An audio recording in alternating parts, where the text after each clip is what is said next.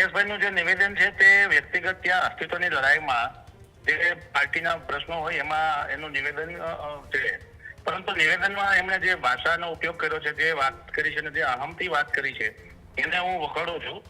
એક ધારાસભ્ય તરીકેના વ્યક્તિને આવી રીતે કોઈ પણ સામાજિક રીતે વર્ગ વિગ્રહ થાય, કોઈ પણ પ્રશ્નો ઉભા થાય એવું નિવેદન ના આપવું જોઈએ.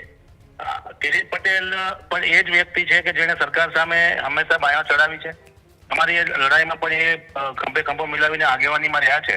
ત્યારે કિરીટ પટેલ પણ એક મજબૂત આગેવાન છે અને કોઈ પણ બાબતમાં સામાજિક તમામ સમાજો કિરીટ પટેલની સાથે છે. જિગ્નેશભાઈ મેવાણી પોતાની જે મત વિસ્તાર છે એની વાત અલગ છે અને કિરીટ પટેલનો પોતાનો વિસ્તારની વાત છે, એટલે એને જાતિ જ્ઞાતિ સાથે સરખાવી ના જોઈએ. દિનેશભાઈ, જે રીતે એમણે જે શબ્દોનો પ્રયોગ કર્યો છે કે ભાઈ અનેક વખત આ પ્રકારના શબ્દો એ બોલતા હોય છે, અને તમે ભાષણો પણ સાંભળ્યા હશે જિગ્નેશ મેવાણીના. અગાઉ પણ આપણે જોયું છે કે વિવાદમાં આવી ચૂક્યા છે અને પાટણની અંદર કોંગ્રેસમાં તમારા સાથીદાર છે તમારા કિરીટ પટેલ, તમે પણ એમની સાથે ઘણી વખત હો છો. આ પ્રકારનું નિવેદન ને પછી કિરીટભાઈએ પણ એવું કહ્યું છે કે ભાઈ જે લોકો માનસિક અસ્વસ્થ છે એ લોકો આ પ્રકારના નિવેદનો આપે. આ પ્રકારનું પણ નિવેદન જે છે તે કિરીટ પટેલ આપ્યું છે.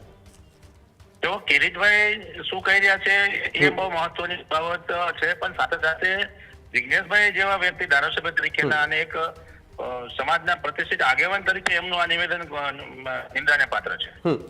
પણ આજે નિવેદન ને બધું આપવામાં આવે ને એમાં એક શબ્દ એમણે કહેવામાં આવ્યો છે કે ચણાનું કૂદવે નહીં આવે. આ પ્રકારનો એક શબ્દ વાપરવામાં આવ્યો. આમનો અર્થ એ કદાચ એમને ખબર હોય અથવા તો કિરીટભાઈને કે આ પ્રકારનો ટોણો મારીને કયો, કઈ કામને લઈને, કઈ વાતને લઈને કહ્યું હશે.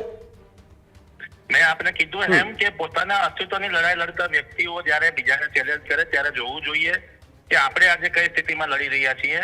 કિરીટ પટેલનું વધ્યું નહીં આવે એ તો સ્થિતિ અને સમય બતાવશે, પરંતુ જિગ્નેશભાઈએ જે નિવેદન આપ્યું છે તે બિલકુલ ગેરવ્યાજબી છે.